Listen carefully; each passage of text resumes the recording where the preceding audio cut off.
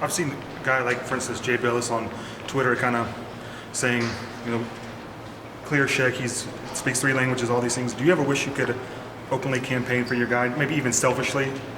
Well, I would say that in the situation that we're in, we are in a partnership with the NCAA. That's by their bylaws. That's by the way that the mission statement of the NCAA is. The member institutions are in partnership to try to work together to come out with not necessarily the answer that we want or the answer they want, but the right answer. So I can't do what some will do, because that's not the mission of this. The mission of this is to do the right thing based on the information that has been compiled. And so it's frustrating. It's beyond frustration. We haven't commented on it, but the process that we have been told is still ongoing, and whenever the process is still ongoing, and a lot of that is on us, because we obviously aren't content with the way the process is moving. So we've got to do our job as far as create a situation in which the process moves in a more favorable direction towards Cheick, if in fact that's possible, which we 100% believe it is. So yeah, it's frustrating, but at this point in time,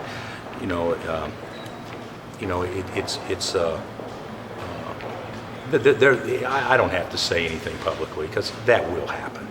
I mean, that's going to happen, and it won't necessarily have to come from a member of the University of Kansas or athletic department, but it'll happen. I mean, it can't help but happen, so I certainly at some point in time, when you see a 6'9" kid sitting with the coat and tie on at the end of the bench, every camera that we play at is going to focus, and the announcers are going to talk about Cheick. I mean, that's going to happen. That doesn't mean that we're planting seeds. That's a fact of the matter. In every game we play that he's not suited up, that's going to be a topic of conversation, Cheick. So it's not like we have to do it. Trust me, the media will be our mouthpiece without question. Bill, how do you see that 5 spot? It seems like that's sort of a lot of competition there to play alongside Perry. You know what? I thought our bigs actually played pretty good the other day. Landon was hurt, so he really didn't have a chance to play well. But Jamari played well, and Hunter played pretty well, and Carlton played pretty well. And so, there is some competition there. And that's not counting a healthy Landon. That's not counting Cheick being out there. So I don't know how it'll all play out. I do know I feel like that we got short burst from a lot of guys. And that's how we played this summer over in South Korea, and it worked out well. But nobody, unless somebody separates from themselves, nobody's going to be a 25-minute-a-game guy in that other spot away from Perry, unless somebody separates. Everybody's going to be in that 12 to 16-minute range probably, and just whoever plays the best that particular night gets the most minutes. It seems like most years you guys play like 4 bigs. Yeah, we'll play. Pretty standard, but could you play more this year? Well, I think the reality of it is that we'll play 4 bigs, but the way things are going, I think Perry's going to play a lot at the 3. So when he plays a lot at the 3, that allows another big to be in the game. So I think the way I see us moving forward is I think that could be a good lineup for us moving forward. Why do you like it? I know it worked the other night, but well, it didn't really. Well, to be honest, it makes us a better rebounding team. We're every bit as quick, because Perry's as quick as anybody we have. So we're certainly not going to lose anything defensively.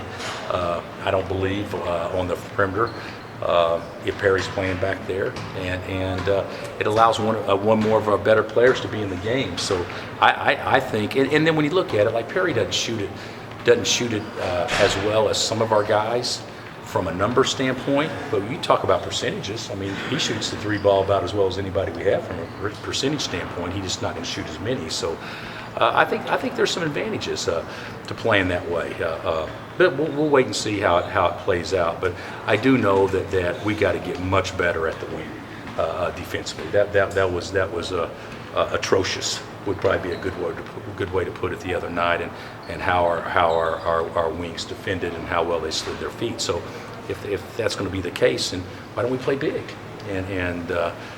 Because I could certainly see that being a viable option and a good option for us. Did you mean it allows you to play Carlton at the 4? Allows you to play Carlton at the 4s and 5s are totally interchangeable. It doesn't make any difference if you're 4 or 5 because they all do the same things for the most part. You know, we may run some actions to get up, you know, land in an angle, or run some actions to get somebody the ball in tight. But the reality of it is that Carlton can play the 4, he can play the 5. They're two bigs, and so, you know, whether Landon and Hunter are in there together or Carlton and Perry, it makes no difference. We're going to do the same things, and so what that does is that allows 3 bigs to play at the same time. You know, whenever Perry's playing on the wing.